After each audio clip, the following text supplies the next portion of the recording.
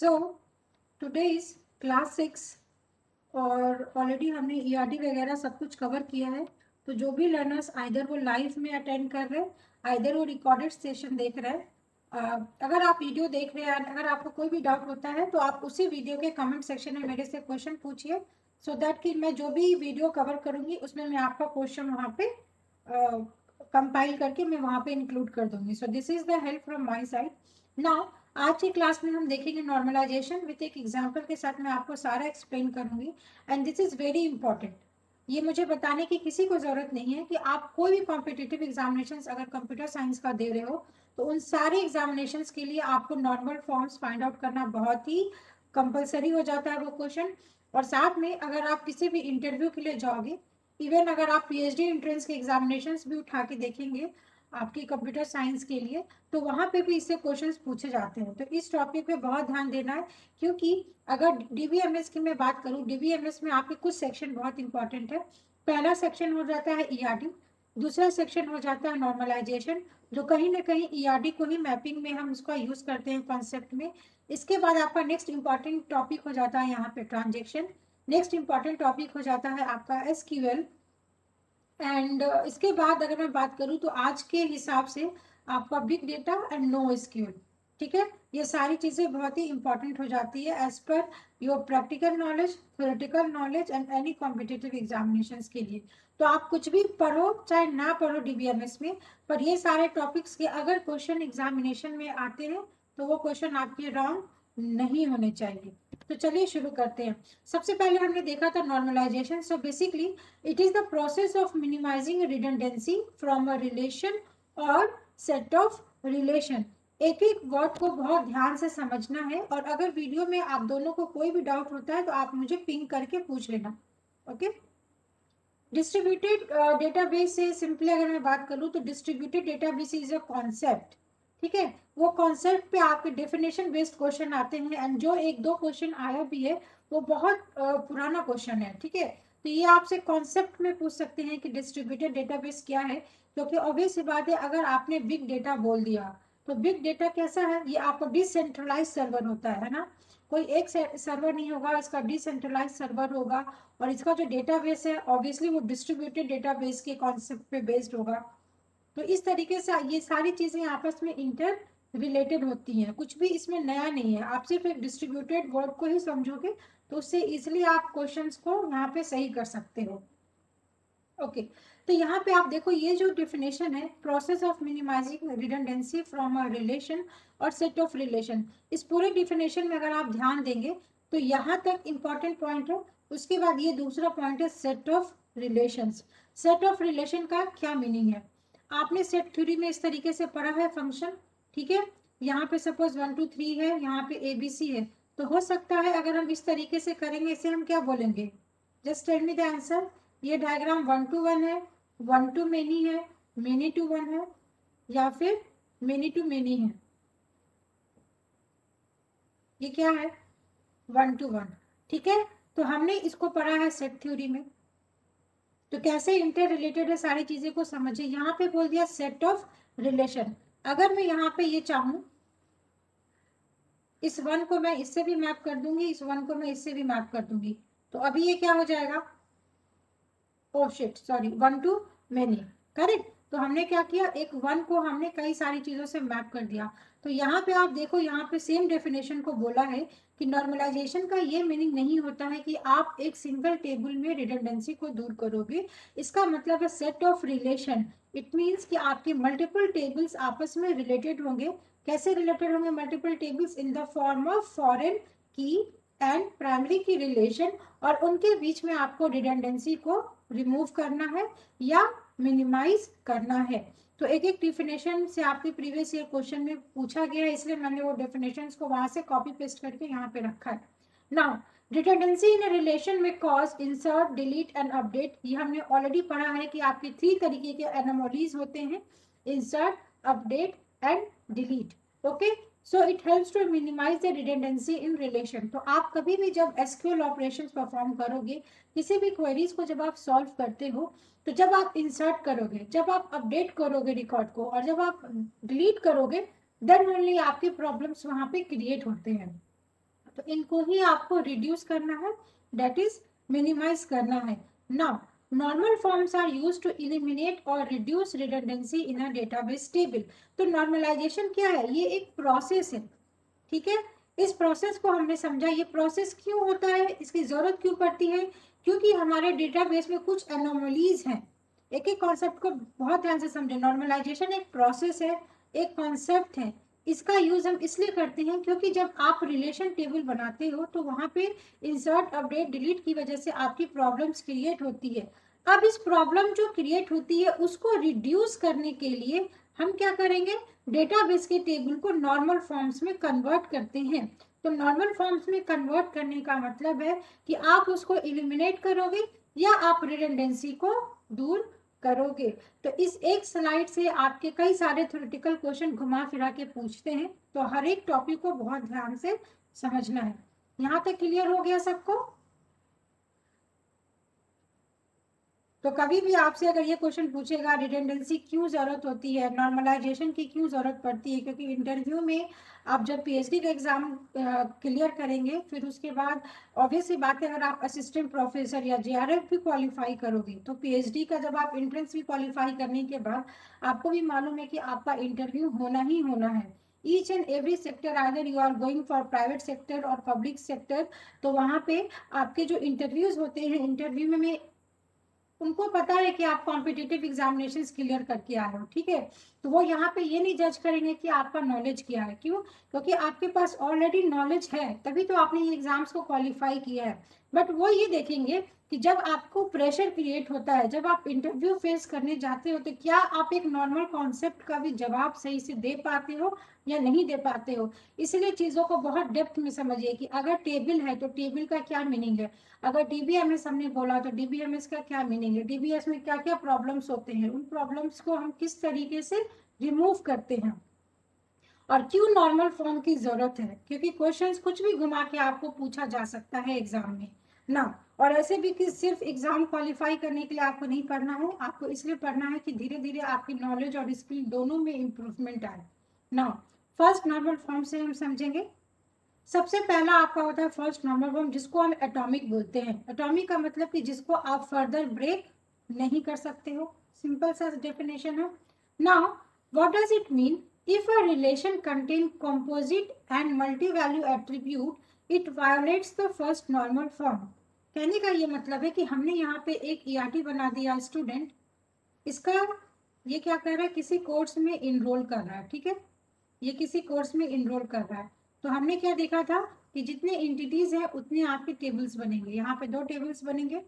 उसके बाद अगर इसके जितने भी एट्रीब्यूट है, इतने एट्रीब्यूट क्या होंगे आपके उस टेबल में, क्या बनेंगे, कॉलम बनेंगे।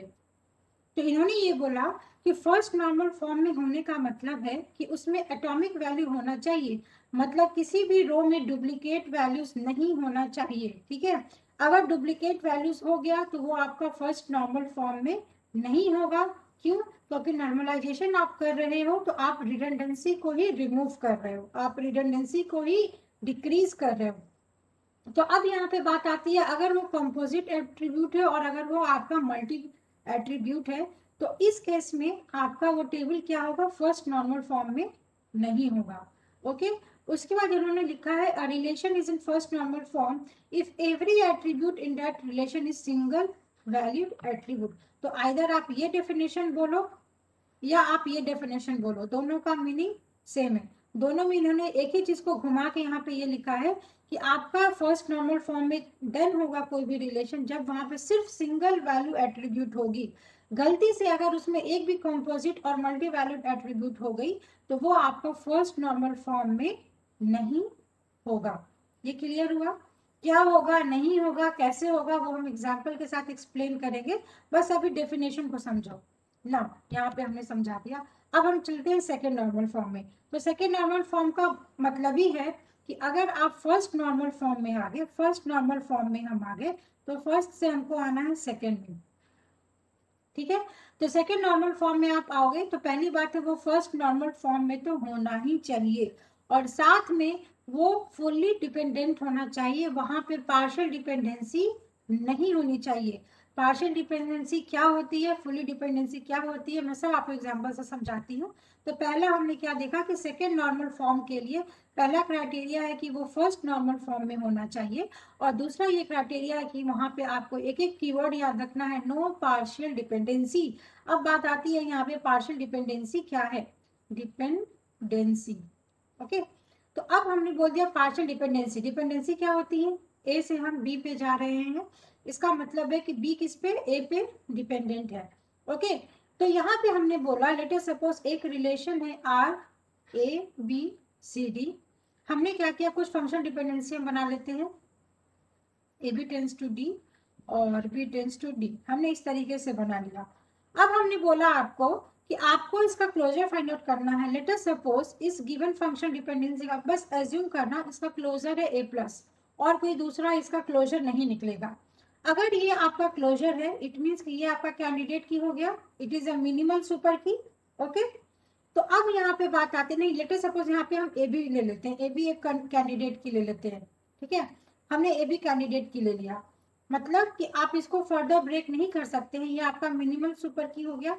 अब अगर मैंने यहाँ पे बना दिया है ये रिलेशन, हाँ, अब बात आती है कि ये जो तीन फंक्शन डिपेंडेंसी दी है, ये है फर्स्ट, ये है आपका सेकंड एंड ये है थर्ड। तो हमने पहला क्या फाउंड आउट कर लिया कि ए बी यहाँ पे क्लोजर है। ठीक है, आप इसको क्लोजर भी बोल सकते हो या आप इसको कैंडिडेट की भी बोल सकते हो। तो हमने ये फाइंड आउट कर लिया। अब पार्शियल डिपेंडेंसी क्या होता है कि आप एक एक करके आपको सारे फंक्शनल डिपेंडेंसी को यहाँ पे चेक करना है कि क्या ये वायोलेट कर रहा है या नहीं कर रहा है।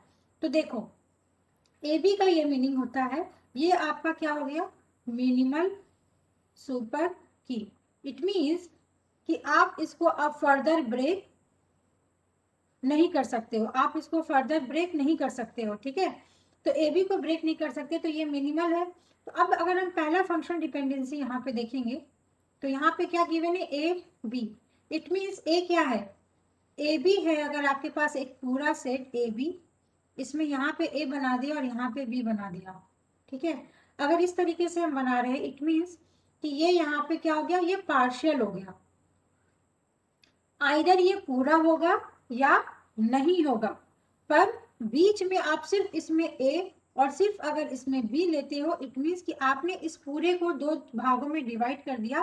तो अगर जैसे ही आप इस दो टाइप्स में डिवाइड करो, इसे हम बोलेंगे पार्शियल डिपेंडेंसी और इसको भी बोलेंगे हम पार्शियल डिपेंडेंसी। तो ये फर्स्ट वाला फंक्शन डिपेंडेंसी है। यहाँ पे रूल ये बोलता है कि मिनिमम ए बी होना चाहिए, बट यहाँ पे सिर्फ ए है, इसलिए हम क्या बोलेंगे, ये वाला जो है आपका फंक्शन डिपेंडेंसी, यहाँ पे आपका पार्शियल डिपेंडेंसी क्या हो रहा है, एग्जिस्ट हो रहा है। समझ में आया, यस और नो? कुछ भी डाउट होगा तो आप पूछ लेना। इसके बाद अब सेकेंड फंक्शन डिपेंडेंसी देखते हैं। यहाँ पे हमने क्या फाइंड आउट किया, ए बी यहाँ पे भी है और ए बी यहाँ पे भी है, मतलब पूरा पूरा है। इट मीन्स कि ये यहाँ पे आपका पार्शियल डिपेंडेंसी नहीं है। उसके बाद थर्ड रिलेशन को देखो, यहाँ पे फिर से मैंने सिर्फ बी को लिया है, बट रूल ये बोलता है कि आप इस दोनों को ब्रेक नहीं कर सकते हो। इट मीन्स यहाँ पे पार्शियल डिपेंडेंसी क्या हो रहा है, फिर से एग्जिस्ट हो रहा है। तो हमने ये फाउंड आउट कर लिया कि ये जो गिवन रिलेशन था, इस गिवन रिलेशन के लिए जो हमें क्वेश्चन में फंक्शन डिपेंडेंसी गिवन था, बिकॉज कि यहाँ पे दो ऐसे फंक्शन डिपेंडेंसी है जहाँ पे पार्शियल डिपेंडेंसी एग्जिस्ट हो रहा है। तो बिकॉज की पार्शियल डिपेंडेंसी है, इसलिए हम बोलेंगे कि ये आपका 2NF में नहीं है, और अगर ये 2NF में नहीं है तो ये किस में हो जाएगा, 1NF में। क्योंकि हमने ऑलरेडी पढ़ा है आपका ये डायग्राम क्या बोलता है कि सबसे छोटा होता है BCNF, दैट इज सबसे स्ट्रॉन्गेस्ट हो गया। इसके बाद आपका होता है 3NF एंड इसके बाद आपका होगा 2NF एंड इसके बाद आपका क्या हो जाएगा, 1NF। तो अगर ये 2NF नहीं है इट मीन्स ये क्या होगा, 101% ये आपका फंक्शन डिपेंडेंसी जो हमने ये एग्जाम्पल लिया था ये 1NF में होगा। तो पहले यहाँ तक बताओ, यहाँ तक कोई डाउट है या नहीं है? यहाँ तक आपको सिर्फ दो चीजें समझ में आई कि एटॉमिक का मीनिंग क्या होता है और पार्शियल डिपेंडेंसी का मीनिंग क्या होता है। 1 second.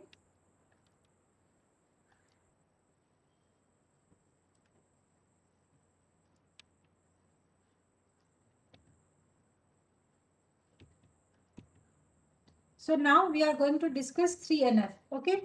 Before seeing the definition of 3NF, पहले मैं आपको on paper समझाती हूँ. What is 3NF?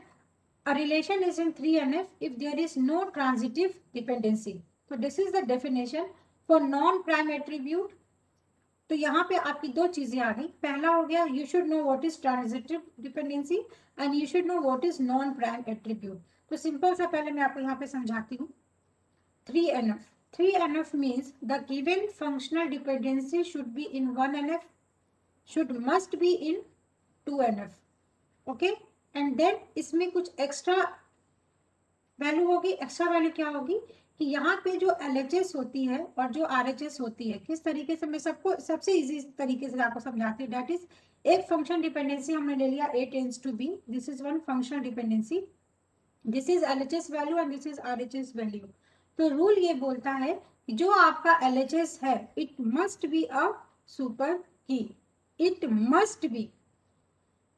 और आपको इसी तरीके से अपने शॉर्ट नोट्स में लिखना है it must be a super की इफ अगर ये सुपर की में नहीं है तो जो आपका RHS है वो किस में होना चाहिए. It must be a prime attribute.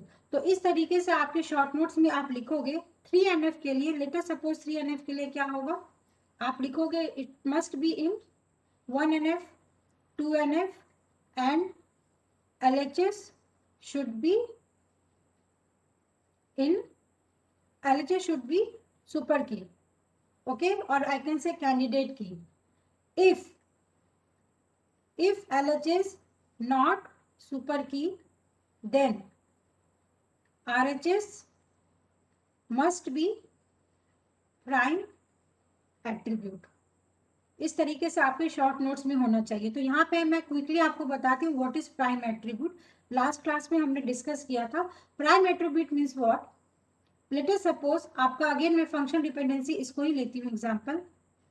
Okay, and this is the relation given R, A, B and C. Now हमने ये एज्यूम कर लिया यहाँ पे the closure of this given function dependency is A plus. और क्लोजर को हम क्या बोलेंगे यहाँ पे. फटाफट गोविंद आंसर देना. कैंडिडेट की. ओके, तो अगर इस गिवन रिलेशन का ये फंक्शनल डिपेंडेंसी है और हमने ये फाइंड आउट किया कि इसका क्लोजर A प्लस है, इट मीन्स प्राइम एट्रीब्यूट क्या हो जाएगा. जो भी एट्रीब्यूट आपका क्लोजर में पार्टिसिपेट कर रहा है that attribute is known as prime attribute. नाम से ही क्लियर है. आप लोग अमेजन प्राइम, नेटफ्लिक्स देखते हो, उसमें प्राइम मीन्स क्या होते हैं. जिस दैट इज वेरी इंपॉर्टेंट है ना, दैट इज वेरी क्रूशियल. तो A हो गया. तो यहाँ पे अगर मैं पूछूंगी what is non prime attribute तो you can say what B and C. D है ही नहीं ना. D है ही नहीं. अच्छा यहाँ पे D भी होगा. B, C एंड D ये तीनों आपका नॉन प्राइम एट्रीब्यूट होगा. सिर्फ D नहीं होगा. समझो, मैंने बोला है सिर्फ क्लोजर A प्लस है. ओके, तो B, C, D आपका क्या हो जाएगा. Non prime attribute. तो यहाँ पे हमने समझ लिया prime attribute, non prime attribute. और सुपर की क्या होगा. सुपर की का मीनिंग सिंपल सा है कि जो भी आपका क्लोजर निकल रहा है वो क्लोजर क्या होना चाहिए. मिनिमल होना चाहिए. ओके, जो भी आप क्लोजर निकाल रहे हो. तो और इसमें कुछ भी डेफिनेशन याद करने की जरूरत नहीं है. बट यहाँ पे अब हम यहाँ पे इस डेफिनेशन को एक बार रीड करके मैं आपको एक्सप्लेन करती हूँ. A relation is in third NF if there is no transitive dependency. अभी ये वाला डेफिनेशन रहने दो. ये वाला देखिए. A relation is in 3NF. Either आप ये डेफिनेशन को दिमाग में रख सकते हो, either you can learn this definition. A relation is in 3NF if at least one of the following condition hold. At least आपके कई बार प्रीवियस ईयर क्वेश्चन में इस छोटे छोटे कीवर्ड्स पे ही क्वेश्चन पूछा गया है. Theory based, match the following. यहाँ पे एटलीस्ट दे देंगे, यहाँ पे एटमोस्ट दे देंगे, यहाँ पे मस्ट दे देंगे. तो आपको इन सारे कीवर्ड से बहुत ध्यान से क्वेश्चन समझना है. At least what. पहला इन्होंने दे दिया एक्स मस्ट बी सुपर की. तो ये देखो, ये है function dependency. This is LHS side and this is RHS side. मैंने अभी आपको समझाया जो LHS में है दैट इज एक्स. एक्स क्या होना चाहिए. सुपर की होना चाहिए. अदरवाइज और इसलिए यहाँ पे लिखा है एटलीस्ट. एटलीस्ट का मतलब क्या हो गया. आइदर और. आइदर ये या आइदर ये. और Y इज प्राइम एट्रीब्यूट. मतलब RHS आपका क्या होना चाहिए. Prime attribute. Now tell me कि इस डेफिनेशन में आपको समझ में आया या नहीं समझ में आया। ये डेफिनेशन क्लियर है? If you have doubt, then we can again check this diagram also. I guess Naveen is there, so he can tell me कि he is able to understand or not. हाँ, trivial we will see. Trivial यहाँ पे है नहीं, यहाँ पे transitive की बात की गई है. See, यहाँ पे एक प्रॉपर्टी होती है ट्रिवियल एंड ट्रांजिटिव। आप इतनी प्रॉपर्टीज को अगर समझेंगे, मैं समझा दूंगी, बट कहीं ना कहीं फिर आप नॉर्मल फॉर्म्स को कैलकुलेशन में आपको डिफिकल्टी आएगी। तो आप ज़्यादा डेफिनेशन के डेप्थ में मत जाइए, चीज़ों को पहले समझो। समझने के बाद आपको क्या करना है, एक चार्ट बनाना है। मैं वो चार्ट बना के आपको दूंगी और यहाँ पे सारे कीवर्ड्स को आपको लिखने हैं नॉर्मल फॉर्म्स के। क्यों? क्योंकि नॉर्मलाइजेशन पे आपके दो तरीके के ही क्वेश्चन बनेंगे। दो तरीके के क्वेश्चन कैसे बनेंगे? एक तरीका ये रहेगा कि आपको पूछेगा नॉर्मल फॉर्म, जो प्रैक्टिकल क्वेश्चन पूछेगा। दूसरा क्वेश्चन वो थ्योरी पे आपको मैच द फॉलोइंग पूछेगा। तो ये क्वेश्चन को मैं आपको अच्छे से एक बार फिर से एक्सप्लेन कर दूंगी। आज के सेशन में हम ये अच्छे से समझते हैं कि नॉर्मलाइजेशन कैसे हमें फाइंड आउट करना है। तो अभी के लिए ये ट्रांजिटिव डिपेंडेंसी वगैरह रुक जाओ, ट्रिवियल भी रुक जाओ, क्योंकि ट्रिवियल का केस आपका यहाँ पे आएगा और आगे चलकर आएगा। यहाँ पे पार्शियल डिपेंडेंसी का केस है, यहाँ पे आपको ट्रांजिटिव का केस है, और फिर BCNF में ट्रिवियल और नॉन ट्रिवियल की बात होती है। ठीक है, तो वो अभी हम डिस्कस कर लेंगे। ये 3NF समझ में आया या नहीं समझ में आया? ओके ना, अब हम BCNF देखते हैं। तो BCNF को भी यहाँ से समझने से पहले यहाँ पे समझा देती हूँ। BCNF का मतलब ये है, it must be in 3NF, it must be in 2NF, और अगर वो 2NF में है इसका मतलब वो 1NF में भी होना चाहिए। उसके बाद BCNF ये बोलता है कि अगर आपका x टेंड्स टू y को फंक्शनल डिपेंडेंसी है, तो हमने 3NF में क्या देखा था? आइदर और, मतलब कि आइदर वो LHS वाला सुपर की होना चाहिए या फिर RHS वाला आपका प्राइम एट्रीब्यूट होना चाहिए। नाउ BCNF मीन्स कि अगर मैंने बताया कि ये BCNF सबसे स्ट्रॉन्गेस्ट है, इसके बाद आपका यहाँ पे 3NF आता है, इट मीन्स कि इसकी सारी चीज़ें यहाँ पे प्रेजेंट है, बट यहाँ पे जो प्रेजेंट है वो यहाँ पे प्रेजेंट होना कंपल्सरी नहीं होता है। तो इसने क्या किया, BCNF इज मोर स्ट्रॉन्गेस्ट, ये भी आपका थ्योरेटिकल क्वेश्चन है, BCNF is more strongest than 3NF, 2NF and 1NF। पता है ना कि सेट थ्योरी से कि जो आपका अंदर का होता है वो सबसे ज्यादा स्ट्रॉन्गेस्ट होता है और सबसे ज्यादा कंस्ट्रेंट सबसे अंदर वाले का ही होता है। ठीक है, क्लियर? तो यहाँ पे BCNF में यहाँ पे ये बताया गया है कि आपका ये LHS वाला side must be in super की, ये मस्ट बी सुपर की होना चाहिए। अगर ये सुपर की में नहीं है तो हम सिंपली बोल देंगे it is not in BCNF, हमें RHS चेक करने की जरूरत नहीं है। तो this is what, this is strict, आप बोल सकते हो जो BCNF है वो क्या है, स्ट्रिक्ट, सॉरी स्ट्रिक्ट वर्जन है किसका, स्ट्रिक्ट वर्जन ऑफ 3NF। अब हम डेफिनेशन पे आते हैं। यहाँ पे a relation R is in BCNF if R is in third normal form and for every function dependency LHS is a super key। ठीक है, यहाँ तक क्लियर हुआ? अभी ये नॉन ट्रिवियल रहने दो, अभी नॉन ट्रिवियल पे हम नहीं जाएंगे। यहाँ तक समझ में आया आपको? Yes, Govind is there? Okay, now let us see the whole definition like 1NF, 2NF, 3NF and BCNF with an example। तो आपको यहाँ पे समझ में आ जाएगा। Find the highest normal form, आपका ये रिलेशन गिवन है, आप इसको कॉपी पे सॉल्व करना शुरू करो, और ये आपके फंक्शन डिपेंडेंसी गिवन है। ओके, पहला क्या है स्टेप, आपको क्लोजर फाइंड आउट करना है या फिर कैंडिडेट की फाइंड आउट करना है। स्टेप 2 क्या है कि आपको prime attribute, non prime attribute find out करना है। देन स्टेप 3 क्या होती है, उसके बाद आप चेक करोगे कि वो कौन से नॉर्मल फॉर्म में है। तो फटाफट इसका बताओ, क्लोजर क्या है, व्हाट इज द क्लोजर? सिर्फ एक ही आएगा, क्लोजर कैसे फाइंड आउट करते हैं, क्लोजर कैसे फाइंड आउट करेंगे, लास्ट क्लास में आपको सिखाया था। हम आरएचएस साइड को देखेंगे, आरएचएस साइड में कौन सा एट्रीब्यूट प्रेजेंट नहीं है, ठीक है। ए प्रेजेंट है, डी प्रेजेंट है, ई प्रेजेंट है। इसका मतलब ये है कि यहाँ पे बी और सी ऐसा एट्रीब्यूट है जिस एट्रीब्यूट तक आप रीच नहीं कर सकते, मतलब उसके घर तक जाने का रास्ता आपके पास नहीं है। इसीलिए जब आप क्लोजर फाइंड आउट करोगे तो इट इज नेसेसरी कि जो भी कैंडिडेट की बनेगा उसमें बी और सी होना ही चाहिए। यहाँ तक क्लियर हुआ। तो अगर बी सी यहाँ पे कंपलसरी हो गया कि बिकॉज ये आरएचएस में प्रेजेंट नहीं है, तो हम यहाँ पे इसका कॉम्बिनेशन बना लेंगे। बी सी तो रहेगा ही, साथ में क्या लगा लो, ए लगा लो, डी लगा लो एंड ई बना लो, ठीक है। अब यहाँ पे बी सी ऐड कर दो। अब यहाँ पे चेक करने की कोशिश करो कि क्या ये क्लोजर है।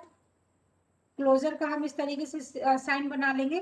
तो यहाँ से आपको ए बी सी आ रहा है, ए बी सी से डी आ रहा है और इससे यहाँ से ई भी आ जाएगा, ठीक है। उसके बाद यहाँ पे आपका बी सी आ रहा है और डी आ रहा है, सी डी से ए आ जाएगा और यहाँ से ई आ जाएगा, है ना। आई एम राइट और wrong, B C D and C D से ए आ जाएगा, यस। उसके बाद फिर से यहाँ पे आएगा बी सी ई, तो यहाँ से ए आएगा क्या, नहीं आएगा, बिकॉज यहाँ पे सी डी है, यहाँ पे ए बी सी है, तो ये आपका नहीं है। तो हम यहाँ पे बोल सकते हैं हमारे पास कितने क्लोजर आए, तो 2 क्लोजर आए। तो अब आपका 2019 में प्रीवियस ईयर क्वेश्चन का कॉम्प्रिहेंशन क्वेश्चन आया था, जिसमें उन्होंने इस तरीके से रिलेशन गिवन था और आपके 5 कॉम्प्रिहेंशन क्वेश्चन पूछे थे। तो क्वेश्चन, पहला क्वेश्चन ही ये था कि आपको क्लोजर फाइंड आउट करना है। तो इस तरीके से आपको पता होना चाहिए कि क्लोजर आपके कितने आगे, 2 क्लोजर आगे, ठीक है। अब 2 क्लोजर आगे तो नंबर ऑफ क्लोजर कितने हो गए, #2। सेकेंड क्वेश्चन उन्होंने ये पूछ लिया था कि व्हाट आर द क्लोजर, तो क्लोजर आपका क्या है, ये दोनों है। उसके बाद हमारा नेक्स्ट स्टेप क्या होता है, प्राइम एट्रीब्यूट। तो प्राइम एट्रीब्यूट क्या हो जाएगा, A B C and D, क्यों, क्योंकि हम 2 बार नहीं लेंगे, तो ये आपका प्राइम एट्रीब्यूट हो गया। तो नॉन प्राइम एट्रीब्यूट क्या हो जाएगा, जो आप रिट्रीव नहीं कर सके, तो ये आपका क्या हो जाएगा, नॉन प्राइम एट्रीब्यूट। तो हम ये 2 स्टेप तक आ गए। अब यहाँ पे थर्ड स्टेप बताओ ये कौन से नॉर्मल फॉर्म में है, कैसे फाइंड आउट करेंगे कौन से नॉर्मल फॉर्म में है। तो नॉर्मल फॉर्म में फाइंड आउट करने के लिए एग्जाम में भी बेस्ट तरीका होता है कि आप फटाफट जो आपको रफ शीट मिलेगा, रफ शीट पे इस तरीके से बना लेना, ठीक है। और उसके बाद यहाँ पे देखो, सबसे पहले कैसे बनाएंगे हम, यहाँ पे 3NF, ओके। हम देखते हैं, आपने बोला है ये 3NF में है, let us see this is right और रॉन्ग। अब यहाँ पे आपको तरीका क्या है कि जब आपने यहाँ तक कैलकुलेट कर लिया, उसके बाद आपको ये चेक करना है कौन से नॉर्मल फॉर्म में है। तो आप रफ पेपर में इस तरीके से बनाना, ठीक है। और सबसे इजी तरीका ये होती है कि आप हाईएस्ट फॉर्म से शुरू करिए, क्यों, क्योंकि हमने ये हायरार्की देखा है कि अगर कोई रिलेशन BCNF में है तो वो रिलेशन 3NF में भी होगा, वो रिलेशन 2NF में भी होगा और वो रिलेशन 1NF में भी होगा। इज इट राइट और रॉन्ग।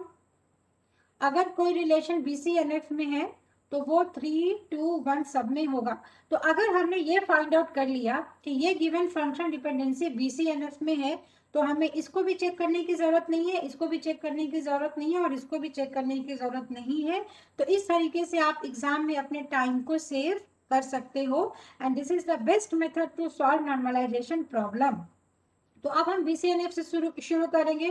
तो BCNF क्या बोलता है कि आपका जो LHS है वो हमेशा सुपर की होना चाहिए। तो LHS में क्या है, ABC। तो क्या ABC कैंडिडेट की है, तो यस, हमें तो दिख रहा है कि ABC कैंडिडेट की है। इसका मतलब ये फंक्शन डिपेंडेंसी आपका BCNF में है। तो अब मेरा क्वेश्चन यहाँ पे ये है कि अगर आपको पहला फंक्शन डिपेंडेंसी दिख गया वो BCNF में है, तो क्या यहाँ पे आंसर लगा दोगे BCNF में, यस और नो। नहीं लगाएंगे ना, क्यों, क्योंकि अभी ये वाला चेक करना आपका बाकी है। बट दूसरा क्वेश्चन कि अगर हमने ये फाइंड आउट कर लिया कि ये फंक्शन डिपेंडेंसी 1 है और ये फंक्शन डिपेंडेंसी 2 है, तो अगर पहला वाला फंक्शन डिपेंडेंसी BCNF में हो गया, इट मीन्स कि इसको 3NF, 2NF और 1NF में चेक करने की जरूरत नहीं है। बिकॉज कि पहला फंक्शन डिपेंडेंसी BCNF में है, इट मीन्स कि वो 3NF 2NF और 1NF में भी होगा। तो इस तरीके से आपको एक दूसरे में रिलेशन मालूम होना चाहिए और इसकी इतनी प्रैक्टिस करो कि आप कम समय में इसको सॉल्व कर सको। तो यहाँ 2 पॉइंट्स इंपॉर्टेंट क्लियर हो गए आपको, यस और नो? Yes ma'am. अब यहाँ पे हम फंक्शन डिपेंडेंसी का पार्ट 2 देखते हैं। तो इसमें क्या गिवन है कि CD, तो क्या CD सुपर की है? तो CD यहाँ तो है, तो क्या हम लगा देंगे कि CD सुपर की है? नहीं लगा सकते। क्यों? क्योंकि ये क्या है, CD नहीं है भाई, ये BCD है। और BCD इज व्हाट, वो बोथ आर मिनिमल सुपर की। मिनिमल सुपर की मतलब कि आप इसको ब्रेक नहीं कर सकते हो। तो CD टेंड्स टू AE है, इट मीन्स यहाँ पे CD क्या हो गया, ये आपका पार्शियल डिपेंडेंसी हो गया। ठीक है, पार्शियल डिपेंडेंसी हो गया। और बिकॉज कि यहाँ पे लेफ्ट हैंड साइड सुपर की नहीं है तो हम यहाँ पे इसको कैंसिल कर देंगे। जैसे ही यहाँ पे हमें ये मालूम पड़ा कि ये BCNF में नहीं है, तो अब हम 3NF में चेक करेंगे। तो 3NF में जब आप चेक करोगे तो आपको ये वाला चेक करने की जरूरत नहीं है। इसलिए नहीं है क्योंकि हमने ऑलरेडी ये देखा है कि पहला फंक्शन डिपेंडेंसी BCNF में है, तो उसको 3NF में दोबारा चेक करने की जरूरत नहीं है। हम दोबारा हम चेक उसी को करेंगे जो वायोलेट कर रहा है। ठीक है, तो 3NF में चेक करो। 3NF आपको क्या बोलता है? 3NF आपको ये बोलता है कि जो आपका LHS है और राइट हैंड साइड है, तो ये आपका क्या होना चाहिए, सुपर की होना चाहिए, अदरवाइज ये आपका प्राइम एट्रीब्यूट होना चाहिए। तो पहली बात सुपर की वाली बात, जो जब हमने एक बार यहाँ पे देख लिया कि ये सुपर की में नहीं है, तो मतलब ये तो नहीं है। ठीक है, अब देखो यहाँ पे क्या वो प्राइम एट्रीब्यूट है? तो A और E क्या हमारा प्राइम एट्रीब्यूट है? तो A है, E है, E is what, non prime attribute. तो यहाँ पे नॉन प्राइम एट्रीब्यूट है, तो क्या ये 3NF में होगा? यस और नो? नो। ठीक है, तो अब हम फिर से 2NF में चेक करेंगे। 2NF में इसको चेक करने की जरूरत नहीं है क्योंकि पहला वाला तो ऑलरेडी हमें पता है। अब इसमें चेक कर लेते हैं। तो अभी हमने यहाँ पे ये फाइंड आउट किया कि 2NF क्या बोलता है कि नो पार्शियल डिपेंडेंसी, मतलब पार्शियल डिपेंडेंसी नहीं होना चाहिए। और यहाँ पे बिकॉज कि आपका BCD एक मिनिमल सुपर की है और यहाँ पे CD है, तो हम यहाँ पे जो BCD है हमारे पास, इसका कॉम्बिनेशन अगर हम BC बना ले क्लोजर, इसका कॉम्बिनेशन अगर हम BD बना ले, तो ये जो आप अपने मन से क्लोजर बनाओगे तो ये यहाँ पे क्या है, रॉन्ग है ना? क्यों? क्योंकि ये मिनिमल सुपर की है, तो आप इसको फर्दर ब्रेक नहीं कर सकते हो। बिकॉज की फंक्शन डिपेंडेंसी में यहाँ पे सिर्फ CD गिवन है, इट मीन्स कि यहाँ पे आपका पार्शियल डिपेंडेंसी प्रेजेंट है। इसलिए हम बोलेंगे कि ये 2NF में भी नहीं है। तो जब ये 2NF में नहीं है, 3NF में नहीं है, BCNF में नहीं है, इट मीन्स कि हम 100% यहाँ पे श्योर हो गए कि ये जो गिवन फंक्शन डिपेंडेंसी है वो किस में है, 1NF में। तो अब अगर आपको कोई भी डाउट है तो एक बार मेरे से पूछो। Any doubt? सेकेंड एनएफ में नहीं है ना? 1 सेकेंड, 1 सेकेंड। हाँ चलो, BCNF तो क्लियर है ना? BCNF में क्यों नहीं है? क्योंकि आपका ये वाला जो फंक्शन डिपेंडेंसी है CD, ये वाला, ये CD और ये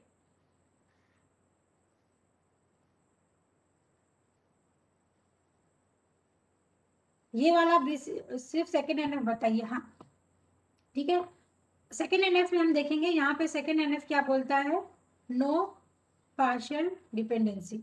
बस इतना आपको याद रखना, नो पार्शियल डिपेंडेंसी। हाँ, तो पहला वाला उठा लो। पहला फंक्शन डिपेंडेंसी बोलता है ABC, ABC। ठीक है, 1 second, again who is joining?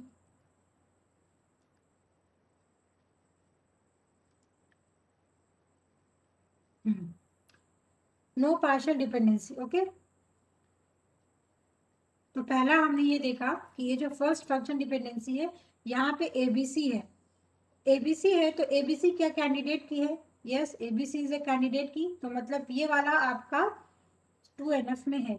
अब हम दूसरा वाला फंक्शन डिपेंडेंसी देखेंगे, तो यहाँ पे है CD, क्या CD का, बस इतना देखना है कि क्या CD कैंडिडेट की है, तो CD कैंडिडेट की आपका नहीं था, यहाँ पे कैंडिडेट की था आपका ABC एंड कैंडिडेट की वाज BCD। तो यहाँ पे CD दिख रहा है, हमें नहीं दिख रहा है, मुझे तो नहीं दिख रहा। अब आप ये सोचेंगे कि मैम यहाँ पे CD तो है, बट डियर स्टूडेंट CD नहीं है, ये पूरा पूरा एक साथ आपको देखना है, BCD होना चाहिए। बिकॉज कि यहाँ पे CD है, B नहीं है, इट मीन्स यहाँ पे क्या हो गया, पार्शियल डिपेंडेंसी यहाँ पे होल्ड कर रहा है। एंड बिकॉज कि ये पार्शियल डिपेंडेंसी होल्ड कर रहा है, इट मीन्स कि ये 2NF में भी नहीं है। क्यों? क्योंकि 2NF ये बोलता है कि वहां पे नो पार्शियल डिपेंडेंसी होना चाहिए, और यहाँ पे पार्शियल डिपेंडेंसी एग्जिस्ट कर रहा है। हेंस ये आपका 2NF में नहीं है, इसलिए ये आपका 1NF में है। तो यहाँ पे अगर तुमको पार्शियल डिपेंडेंसी में डाउट होती है तो मैं आपको एक चीज बता देती हूँ। अगर सपोज AB है, AB इज अ कैंडिडेट की, ठीक है, गोविंद इज देयर ना, आप प्रेजेंट हो ना, AB इज कैंडिडेट की, ठीक है। तो ये समझो कैंडिडेट की है, इट मींस कि अपने AB अपने आप में फुल्ली फंक्शनल डिपेंडेंट है। आप AB को फर्दर डिवाइड नहीं कर सकते हो, क्योंकि AB is a candidate key, और we can say it is a closure. It means कि ये आपका मिनिमल सुपर की है, और मिनिमल सुपर की होने की वजह से आप इसको फर्दर सब डिवाइड नहीं कर सकते हो। तो अगर कोई फंक्शन डिपेंडेंसी दिया है A टेंड्स टू C, और कोई फंक्शन डिपेंडेंसी दिया है B टेंड्स टू D, और यहाँ पे मैं आपको ये दे देती हूँ, रिलेशन आपको है ABCD, ठीक है, और ये दोनों फंक्शन डिपेंडेंसी गिवन है आपको। तो यहाँ पे इस दोनों फंक्शन डिपेंडेंसी में देखो, यहाँ पे इकलौता A है और यहाँ पे इकलौता B है, और रूल ये बोलता है कि आप इसको फर्दर डिवाइड नहीं कर सकते। इट मीन्स कि यहाँ पे भी पार्शियल डिपेंडेंसी हो गया और यहाँ पे भी पार्शियल डिपेंडेंसी हो गया। तो पार्शियल डिपेंडेंसी समझ में आया या अभी भी कोई डाउट है? हाँ, अब एक दूसरा सेकंड NF में बहुत इंपॉर्टेंट पॉइंट आपको बताती हूँ। अब देखो, मैंने बोला कि फुली फंक्शन डिपेंडेंसी का ये मीनिंग है कि आप इसको फर्दर सब डिवाइड नहीं कर सकते, इसलिए यहाँ पे पार्शियल डिपेंडेंसी है। अब अगर मैंने यहाँ पे लिख दिया ABC और मैंने यहाँ पे लिख दिया ABD इसी रिलेशन के लिए, है ना, और आपको ये गिवन है टेंड्स टू D और ये गिवन है टेंड्स टू C, ये क्वेश्चन 2 है, ये क्वेश्चन 1 था। अब ये वाला मुझे रिलेशन बताओ, यहाँ पे पार्शियल डिपेंडेंसी है या नहीं, पार्शियल डिपेंडेंसी है या नहीं इस वाले क्वेश्चन में। अगेन क्वेश्चन में है आपका AB इसका क्लोजर है, यही है आपका क्लोजर। क्लोजर मैंने आपको गिवन है कि ये क्लोजर गिवन है। माय क्वेश्चन इज ये जो क्वेश्चन है वो पार्शियल डिपेंडेंसी होल्ड करता है या नहीं करता है।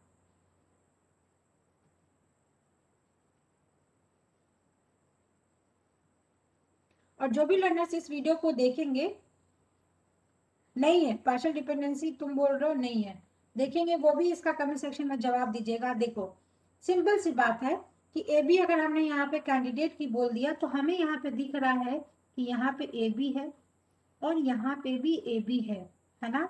तो सेट थ्योरी क्या बोलता है कि ये आपका स्मॉल सेट है और ये आपका एक सबसेट है, ये आपका सबसेट है और ये आपका यूनिवर्स है, ये बड़ा सेट है। तो अगर आप इसमें कुछ ऐड करते हो, इसमें अगर कुछ ऐड करते हो तो उससे प्रॉब्लम नहीं होगा। प्रॉब्लम तब आएगी जब आप वहां से कुछ रिड्यूस कर रहे हो या डिलीट कर रहे हो।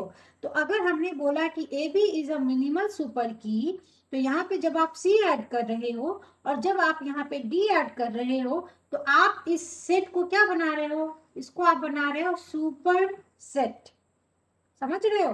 और अगर आपने यहाँ पे A टेंड्स टू C और B टेंड्स टू D लिख दिया तो आप ये जो सेट गिवन है, ये जो सेट गिवन है, ये आप इसका सबसेट बना रहे हो। ये बहुत इंपॉर्टेंट मैं चीज बता रही हूँ आपको। तो अगर this is a set and you must satisfy this set property, तो रूल ये बोलता है कि अगर वो सुपर सेट है तो कोई प्रॉब्लम नहीं है। प्रॉब्लम तब होगी जब वो सबसेट होगा। तो यहाँ पे सिर्फ सिंगल A है, यहाँ पे सिर्फ सिंगल B है, और हमने ये बोला कि आप इसको डिवाइड नहीं कर सकते, हेंस यहाँ पे पार्शियल डिपेंडेंसी एग्जिस्ट हो रहा है, इसीलिए ये 2NF में नहीं है। और बिकॉज कि यहाँ पे हम सुपर सेट बना रहे हैं, हम यहाँ पे कोई नया फीचर ऐड कर रहे हैं, तो इसमें कोई प्रॉब्लम नहीं है। तो यहाँ पे बिकॉज कि नो पार्शियल डिपेंडेंसी है, तो इसलिए हम बोलेंगे यहाँ पे कोई पार्शियल डिपेंडेंसी नहीं है। तो ये वाला जो गिवन फंक्शन डिपेंडेंसी है वो 2NF में है। ये पॉइंट समझ में आया?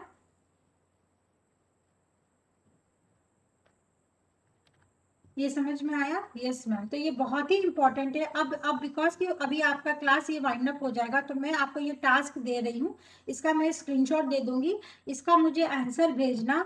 और अब सैटरडे संडे, ठीक है, देखते हैं कल क्लास आपकी होती है या नहीं। सैटरडे संडे 2 दिन का टाइम है, तो आपका ये टास्क रहेगा कि जो भी लर्नर्स आइदर ऑनलाइन और ऑफलाइन मोड में इस वीडियो को देख रहे हैं, वो ज़्यादा से ज़्यादा नॉर्मलाइजेशन फॉर्म्स को प्रैक्टिस करिए, ठीक है, क्योंकि ये बहुत ही इंपॉर्टेंट है। तो आपका ये टास्क रहेगा ERD का है। आपके 3 टॉपिक कंप्लीट हो गए, तो उस 3 टॉपिक का प्रीवियस ईयर क्वेश्चन सॉल्व करो।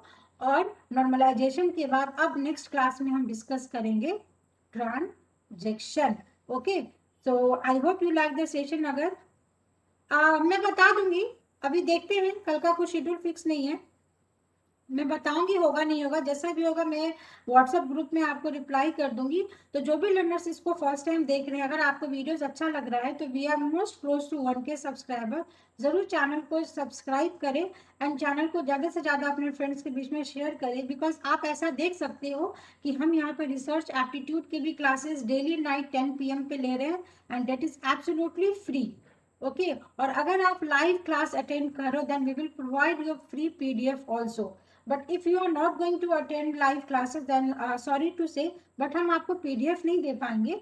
बट आप किसी भी वीडियो को देखिए, लेट अस सपोज ये वीडियो है, ये कल की वीडियो है, तो आप इस वीडियो के कमेंट सेक्शन में अपना डाउट पूछ सकते हैं, और इन नेक्स्ट वीडियो में आपका डाउट वहां से कंपाइल करके नेक्स्ट वीडियो में जरूर उसका सॉल्यूशन प्रोवाइड करूंगी।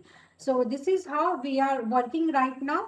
अगर आपको कोई भी डाउट होता है इस वीडियो के कमेंट सेक्शन में जरूर लिखिएगा। And if you want, you can join us on our Telegram channel and Facebook for all the notifications. So this is all about today's video. Thank you so much.